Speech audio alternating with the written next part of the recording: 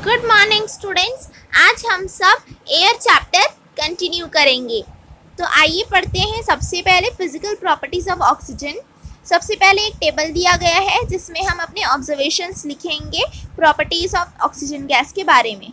हमने last time एक activity की थी, उसके बेसिस पर हमें ये टेबल फिल करना है। तो फिजिकल स्टेट क्या होता है ऑक्सीजन का? गैसियस, गैस होता है वो। कलर तो होता ही नहीं है। ओडर मतलब कि स्मेल भी नहीं होता है।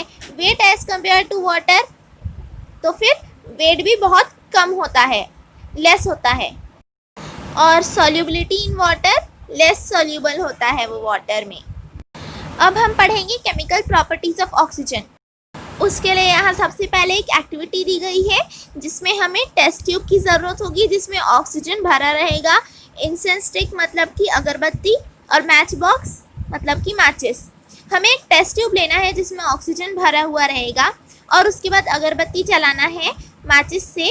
उसके बाद इस अगरबत्ती को हमें उस टेस्ट ट्यूब के माउथ के पास ले जाना है जिसमें ऑक्सीजन भरा हुआ रहेगा और उसके बाद हमें कुछ क्वेश्चंस के आंसर्स लिखने हैं। आइए देखते हैं।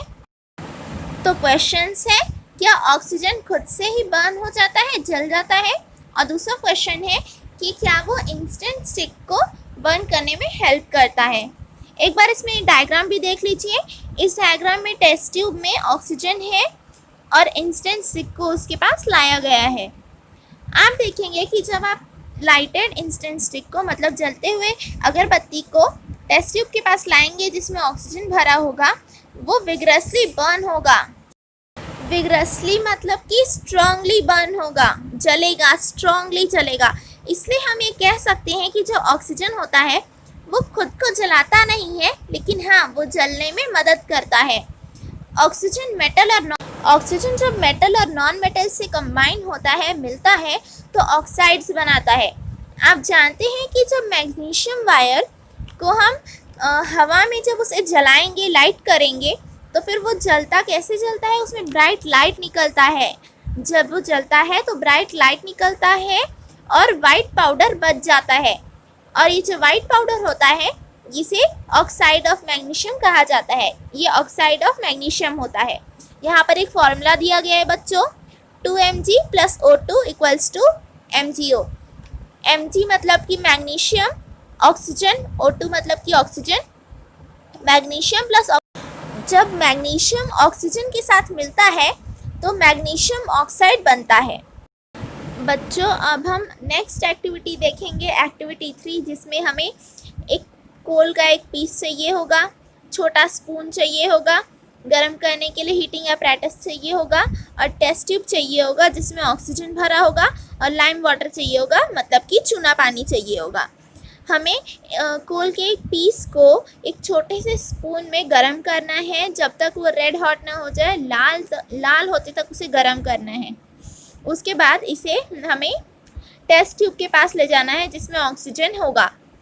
तो आप कौन से कलर का फ्लेम आपको दिखेगा? आपको येलो कलर का फ्लेम दिखेगा। उसके बाद आप उसमें थोड़ा सा लाइम वाटर डाल देना। उसी टेस्ट ट्यूब में आप लाइम वाटर डाल देना।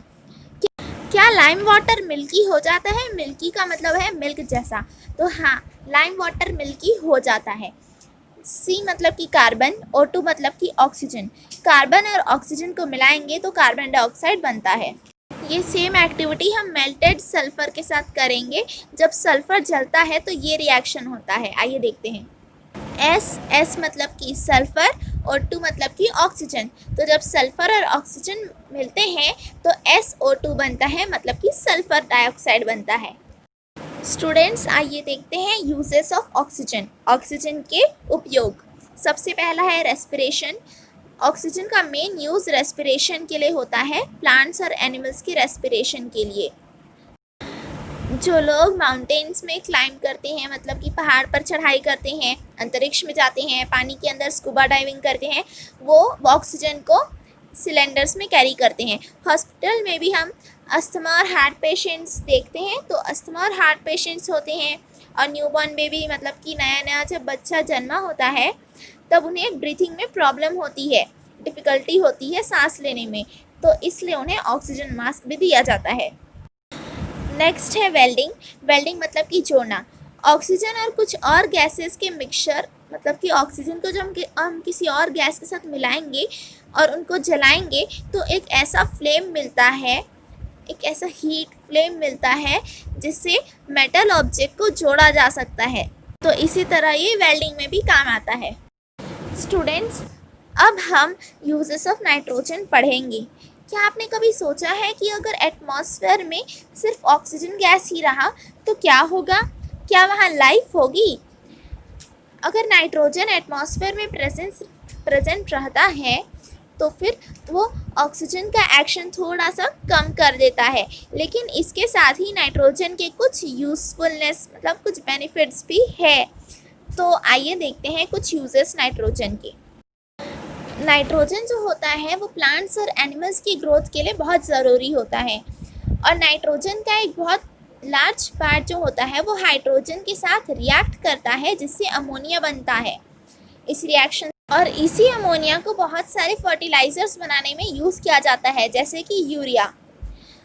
और नाइट्रोजन का थर्ड बेनिफिट है कि उसका इनर्ट नेचर जो होता है, इनर्ट मतलब कि केमिकली इनएक्टिव, और केमिकली इनएक्टिव मतलब कि वो किसी के साथ रिएक्ट नहीं कर सकता ज़्यादा, तो इसीलिए उसे इलेक्ट्रिक लैंप्स में फिल किया जाता है जिससे वो फिलामेंट ऑक्सीडाइज ना हो जाए।